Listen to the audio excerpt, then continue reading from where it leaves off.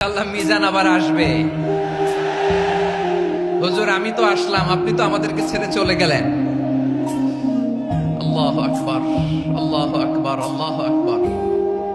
গলায় কোনো সুর ছিল না, সুর দিয়ে কথা বলতেন না, কিন্তু এত চমৎকার শব্দের বুনন, এত চমৎকার প্রেজেন্টেশন, এত চমৎকার ভাবে ঐতিহাসিক বর্ণনাগুলো তিনি উপস্থাপন করতেন। মন্ত্রমুগ্ধ হয়ে আমরা আল্লামা লুৎফুর রহমানের কথা শুনেছি।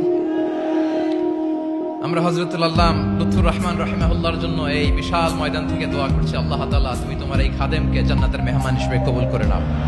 মিজানুর রহমান আজহারী চলে গেছে, চলে যায়নি, তাকে চলে যাওয়ার জন্য বাধ্য করা হয়েছে। একটা মাহফিলে 10 লাখ 15 লাখ লোক হওয়া, এটা দুনিয়ার কোন রাষ্ট্রপ্রধানের ইতিহাসেও নেই, ঠিক কিনা বলুন?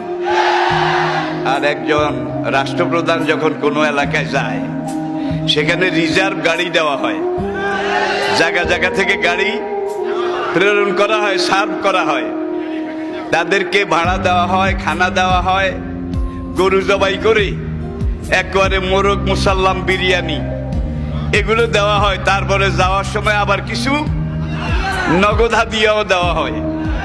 কিন্তু আমাদের মাহফিলে, আমার ছেলেদের, আমার সন্তানদের মাহফিলে যারা আসে, তারা নিজের খরচে আসে, নিজের খরচে খায়।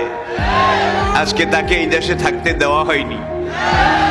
সোজা কথা, সংক্ষিপ্ত কথা, চূড়ান্ত কথা, শেষ কথা, মিজান আবার আসবে, বিজয়ীর বেশে আসবে। এই দেশের তাওহীদি জনতা এমন ইতিহাস সৃষ্টি করে তাকে আলিঙ্গন করবে ইনশাআল্লাহ। সেই সমাবেশই দূরে নয়। আমাদের সেই দিনী ভাই, আমার সেই সুযোগ্য সন্তান, অচিরে আল্লাহ তাকে আবার আমাদের মাঝে ফিরিয়ে আসার মতো, আনার মতো সৌভাগ্য, পরিবেশ, পরিস্থিতি এটা তিনি যেন দান করেন। সবাই বলুন আমিন।